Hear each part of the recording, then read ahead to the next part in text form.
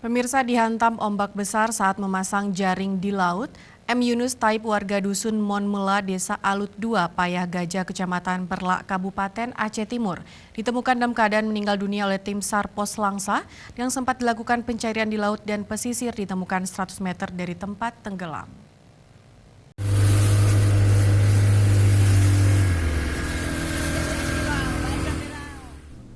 Menerima informasi tentang orang tenggelam di pantai Linge, Desa Legu, Kecamatan Perlak, Kota Kabupaten Aceh Timur, Pos SAR Langsa langsung terjun ke lokasi untuk mencari korban. Korban diketahui bernama M. Yunus Taib, berusia 55 tahun, bekerja sebagai petani warga dusun Monmelu, Desa Laut 2, Payah Gajah, Kecamatan Perlak, Kabupaten Aceh Timur. Sekitar pukul 22.30 WIB, korban pergi ke laut bersama dua orang temannya untuk melihat jaring yang telah dipasang sebelumnya. Tiba-tiba ombak laut besar dan menghantam korban.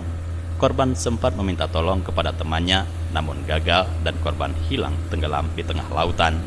Suhengki, koordinator Pos SAR Langsa, menyampaikan pencarian dilakukan dengan menggunakan 2 unit perahu dan 2 unit perahu nelayan dengan radius 2 mil dari LKP.